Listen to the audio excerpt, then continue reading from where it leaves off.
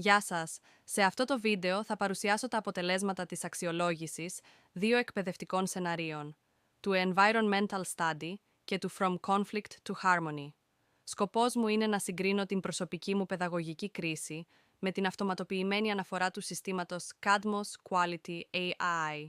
Θα διερευνήσουμε πώς η τεχνητή νοημοσύνη διαβάζει ένα μαθησιακό σχέδιο σε σχέση με έναν instructional designer, αναδεικνύοντας τα σημεία που οι δύο προσεγγίσεις συναντώνται ή αποκλίνουν ριζικά. Ξεκινώντας με τα κοινά σημεία, υπήρξε αξιοσημείωτη ταύτιση στους άξονες της κοινωνικής μάθησης και της αυθεντικότητας. Στο σενάριο From Conflict to Harmony, και οι δύο πλευρές βαθμολογήσαμε θετικά τη χρήση των forums και των συνεργατικών projects ως ισχυρά εργαλεία κοινωνικοποίησης. Παρομοίως, στο Environmental Study, συμφωνήσαμε με το IA στην ανάγκη ενίσχυσης της εμπλοκής και της καθοδήγησης. Η τρέχουσα οργάνωση στο Moodle, η οποία περιορίζεται σε μία απλή παράθεση συνδέσμων, βαθμολογήθηκε από το AI με μόλις 50% στον δείκτη engagement.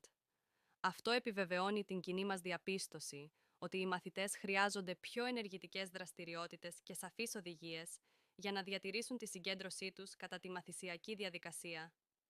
Εκεί όμως που προέκυψαν οι ενδιαφέρουσες αποκλίσεις είναι στην ερμηνεία του παιδαγωγικού πλαισίου.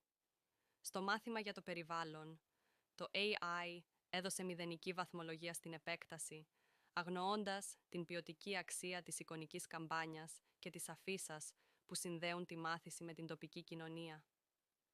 Αντίστοιχα, στο Conflict to Harmony, το σύστημα εμφανίστηκε πολύ πιο αυστηρό, δίνοντας χαμηλή βαθμολογία στην εμπλοκή, λόγω έλλειψης στοιχείων παιχνιδοποίησης ή εργαλείων αυτορύθμισης. Η δική μου ανθρώπινη ματιά, όμως, διέκρινε την επαρκή υποστήριξη του εκπαιδευτικού και την αξία του οπτικού υλικού. Τέλος, ενώ το AI κατέταξε το περιβαλλοντικό σενάριο στο επίπεδο modification, η δική μου ανάλυση το τοποθετεί στο επίπεδο redefinition, καθώς ο συνδυασμός της σχεδίασης καμπάνιας και του peer review μετασχηματίζει ριζικά τη μαθησιακή εμπειρία. Αν σχεδίαζα εγώ το περιβαλλοντικό μάθημα από την αρχή, θα ακολουθούσα μια δομή πρόβλημα, λύση, δράση, προχωρώντας στις εξής συγκεκριμένες αλλαγές. Βήμα 1.